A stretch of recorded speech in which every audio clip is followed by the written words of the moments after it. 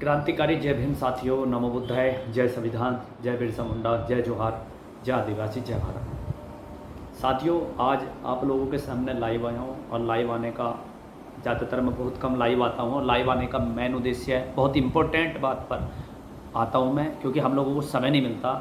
ग्रामीण क्षेत्रों में ज़मीनी स्तर पर हम लोग संघर्ष कर रहे हैं और जो भी काम कर रहे हैं संविधान के दायरे में कर रहे हैं। परम पूज्य बाबा साहब और बहुजन समाज के महापुरुषों की विचारधाराओं को घर घर और गांव गांव पहुंचाने का हमारी ये कार्य चल रहा है। कहीं पर भी एट्रोसिटी होती है, चाहे वो पूरे बहुजन समाज के और ख़ास करके अपने दलित समाज के खेमे में हम लोग गाँव टू डोर कार्य करते हैं। कहीं भी एट्रोसिटी होती है उसकी आवाज़ उठाने का कार्य करते हैं। साथियों, हाल में ही एक नया जो जय भीम कहने वाले थे, अपने आप को कट्टर अपोजिस्ट बताते थे, आदरणीय एडवोकेट राजेंद्र पाल गौतम जी, जिन्होंने जो आम आदमी में पहले एक एमएलए रहे हैं और मंत्री वगैरह भी रहे हैं और पहले उन्होंने काफ़ी फेमस हुए दिल्ली वाले मामले में, 22 प्रतिज्ञा वाले मामले में वो काफ़ी फेमस हुए। हमें लगा कि भाई सच्चा हितैषी है, अम्बेडकरवादी है, बुद्धिस्ट है और बुद्धिजीवी भी है, प्लस एडवोकेट भी है और तजुर्बेदार भी है, राजनीति का तजुर्बा भी है अच्छा खासा, तो समाज को एक नई दिशा देगा। लेकिन अभी हाल में ही देखा है हम लोगों ने कि जो ऑलरेडी पहले से ही परम पूज्य बाबा साहब की विचारधाराओं के खिलाफ रही है, जो पार्टी बाबा साहब की विचारधाराओं के खिलाफ रही है, अम्बेडकरवाद के खिलाफ रही है और जो खास करके दलित विरोधी रही है, कांग्रेस पार्टी में जाकर उन लोगों ने वहाँ पर उन लोगों के पास जाकर घुटने टेक दिए। तो बड़े शर्म की बात है कि एक इतने बुद्धिजीवी और एडवोकेट होकर और लोगों को सपने दिखाकर उन्हें भ्रमित करके गुमराह करके वो कांग्रेस में जा के पाले में जा पहुंच चुके हैं। तो जो बहुत सरासर गलत है, समाज को धोखा दिया। और मैं कह देना चाहता हूं राजेंद्र पाल गौतम जी, आपको समाज कभी माफ़ नहीं करेगा। आप जिस तरीके से समाज को धोखा देकर कांग्रेस में पहुंचे हैं, ये सरासर गलत है। आप जैसे दिल्ली में बैठे हुए लोगों पर विश्वास करते हैं, हमारे लोग बड़े बड़े बुद्धिजीवी लोग विश्वास करते हैं और आप ही लोग समाज को धोखा दे रहे हैं। अब मैं ये पूछना चाहता हूँ, जो बहन जी पर उंगली उठाते हैं, आदरणीय बहन जी को कोसते हैं दिन रात, उन लोगों से मेरा सवाल है कि अब राजेंद्र पाल गौतम जी का क्या इलाज करोगे। एक वो है प्रोफेसर हैं, रतन लाल प्रोफेसर, वो भी बहन जी के बारे में आप शनाप बोलते रहते हैं, उनका कोई धर्म ईमान नहीं है। दूसरे नंबर के हैं कई सारे ऐसे जो दिल्ली में बैठकर केवल जय भीम करते हैं और समाज को बेचने का काम करते हैं, जिन्होंने छोटी छोटी दुकानें खोल ली है। उनके बारे में भी कह देना चाहता हूँ कि जिस तरीके से आप समाज को भ्रमित करके और जय भीम करके इस समाज का इस्तेमाल कर रहे हैं, आप लोगों को समाज कभी माफ़ नहीं करेगा। और मैं बता देना चाहता हूँ, बहुत सारे ऐसे चेहरे हैं जिनका जल्दी चेहरा सबके सामने आएगा, असली चेहरा जो है। और आज तक मैं बता देना चाहता हूँ, जो कार्य आदरणीय बहन जी कर गई, साहब बाबा साहब के बाद साहब कांशीराम जी आए, उन्होंने मूवमेंट को आगे बढ़ाया और साहब कांशीराम जी के बाद आई तो आदरणीय बहन कुमारी मायावती जी आई, जिनको इस देश में नहीं दुनिया में फॉरेन देशों से आयरन लेडी का नाम दिया गया है, जो उत्तर प्रदेश की 4 बार सीएम रह चुकी है। और जितना कार्यकाल आदरणीय बहन जी के समय में हो गया और जितना हमारे खास करके दलित समाज के लिए वर्क किया है, शायद मुझे नहीं लगता कोई नेता आज तक पैदा हुआ है या होगा। और मैं बता देना चाहता हूँ, जो कार्य बहन जी करेगी वो शायद कोई कर नहीं सकता।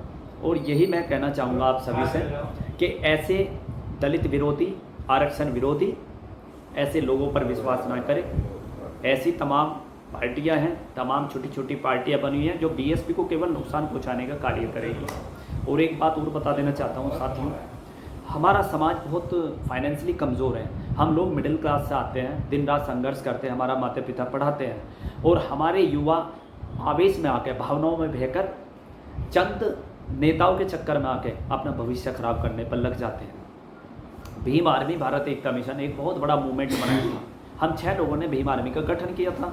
अब उसी भीम आर्मी में चंद्रशेखर भाई, जो अब इस टाइम जो राष्ट्रीय अध्यक्ष आज़ाद समाज पार्टी के वो राष्ट्रीय महासचिव थे, उन्होंने सबको विश्वास में लेकर संस्थापक बनकर बैठ गए और सब्बीरपुर प्रकरण में जो बड़ी बड़ी बातें करते थे। मेरा कहना है, कुछ लोगों ने कहा कि बहन जी गई नहीं, जब पूछते थे बहन जी को, अगर बहन जी चली भी गई तो फिर कोसने लगे। अरे जितना सब्बीरपुर प्रकरण में आदरणीय बहन जी ने सपोर्ट किया है, मुझे लगता किसी नेता ने सपोर्ट किया।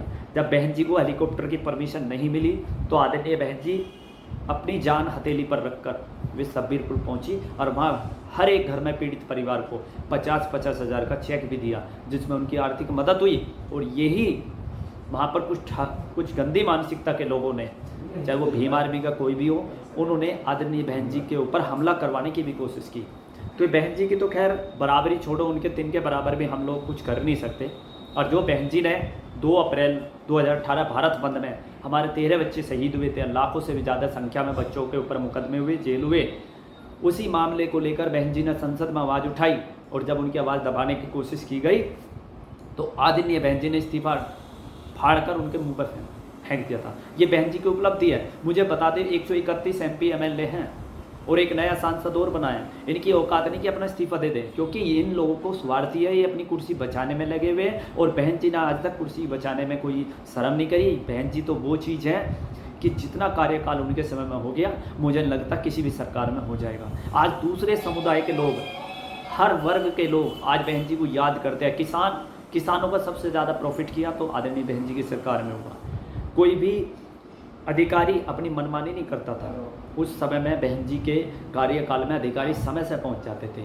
तो मैं एक चीज़ और बता दूं कि राजेंद्र पाल गौतम जैसे बहुत सारे ऐसे जय भीम कहने वाले बहरूपिये आप लोगों के बीच में आएंगे, आप लोगों को भ्रमित करेंगे, आपस में लड़ाने का काम करेंगे, तो इन लोगों से बच के रहे। और ख़ास करके दिल्ली में बैठे हुए तमाम ऐसे दोगले सांप बोले, दोगला सांप होता है उसी तरीके के ये लोग निकल के आएंगे।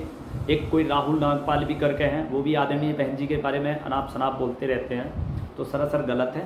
बहन जी के तुम तिन के बराबर भी नहीं।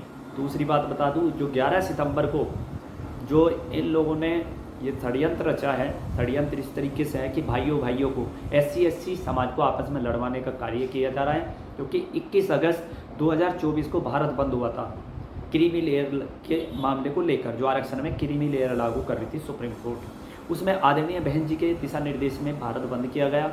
कहीं पर भी एट्रोसिटी नहीं हुई, किसी बच्चे की मौत नहीं हुई, किसी पर मुकदमा नहीं लगा, ना ही कोई जेल गया। बहुत संवैधानिक तरीके से, शांतिपूर्वक तरीके से ये भारत बंद हुआ।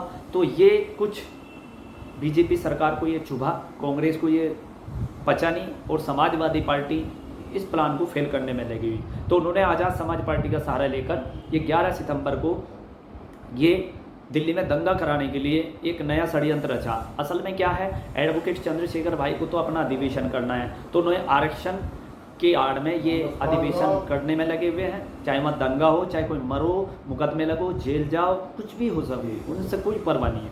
और RSS और बीजेपी, कांग्रेस, समाजवादी ये चाहती है कि किसी तरह जो BSP के साथ जुड़ा हुआ है दलित समाज, वो किसी तरह और कट जाए, क्योंकि इसी वजह से आज़ाद समाज पार्टी को आगे बढ़ाया गया। आपको पता है, अगर मैं सरकार के खिलाफ हूँ तो सरकार मुझे मेरे घर से कदम नहीं निकालने देगी। सत्ता और पावर वो चीज़ होती है। लेकिन हमारे आदरणीय बड़े भाई को सुरक्षा और बढ़ा दी गई। सारी आफत हमारे बड़े भाई साहब पे यार ये। तो ये सरकार से आपको पता भी है सभी को, आज समाज हमारा इतना बेवकूफ़ नहीं है, पढ़ा लिखा है, कुछ चीज़ सब चीज़ें ग्रहण करता है।